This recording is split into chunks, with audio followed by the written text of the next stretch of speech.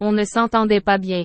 Gérard Holtz transparent sur ses rapports difficiles avec Jean-Pierre Elkabbach. La mort de Jean-Pierre Elkabbach continue de faire couler beaucoup d'encre. Sur le plateau du Buzz TV du Figaro, Gérard Holtz a parlé de son ancien confrère, décédé le mardi 3 octobre à l'âge de 86 ans. Il a évoqué des rapports conflictuels avec l'ancien journaliste star. Depuis l'annonce de la mort de Jean-Pierre Elkabbach, journaliste, personnalité publique et anonyme multiplie les hommages aux journalistes, qui a marqué les esprits par sa pugnacité et son exercice délicat de l'interview. Après une carrière sur Europe 1, les téléspectateurs avaient eu la chance de le retrouver chaque jour sur l'antenne de CNews. C'est d'ailleurs sur cette chaîne que le journaliste a exercé pour la dernière fois, avant de mourir après un long combat contre la maladie. Le lendemain de sa disparition, Cyril Hanouna, qui a côtoyé le journaliste émérite, a vanté les qualités de l'époux de l'écrivaine Nicole Avril. Moi qui le connaissais bien Jean-Pierre, je vous jure, il ne lâchait rien, a fait savoir le papa de Bianca et Lino en direct dans TPMP. Et d'ajouter, je l'ai encore vu il y a 1 an, on a travaillé sur un truc ensemble. Il ne voulait rien lâcher, il travaillait jusqu'au dernier moment.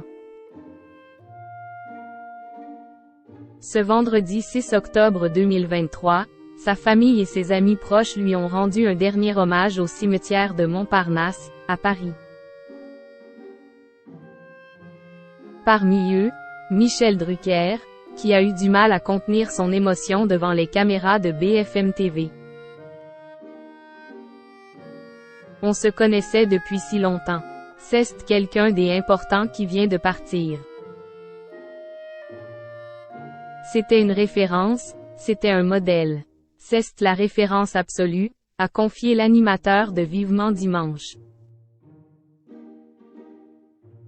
Gérard Holtz évoque ses rapports de force avec Jean-Pierre Elkabbach.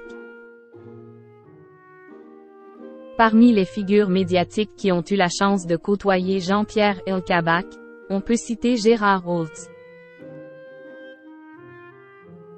L'ancienne figure de France Télévisions, qui a commenté bien des rencontres sportives, a été très proche de Jean-Pierre Elkabbach.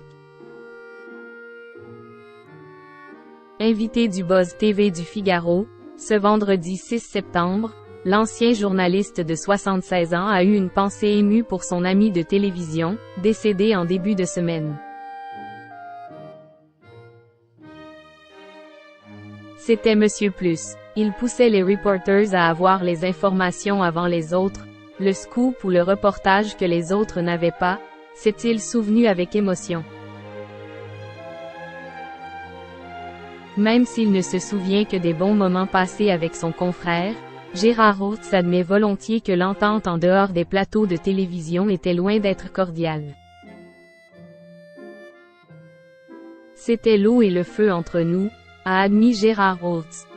On ne s'entendait pas bien dans la vie privée, car il n'aimait pas mon humour, a-t-il ajouté. Ce dernier s'est remémoré un acte de son ami qui l'a profondément marqué. Il m'a viré du journal télévisé, du 13h et du 23h, a-t-il dévoilé. Un acte qui a fragilisé leur amitié à l'antenne et en dehors pendant une très courte période.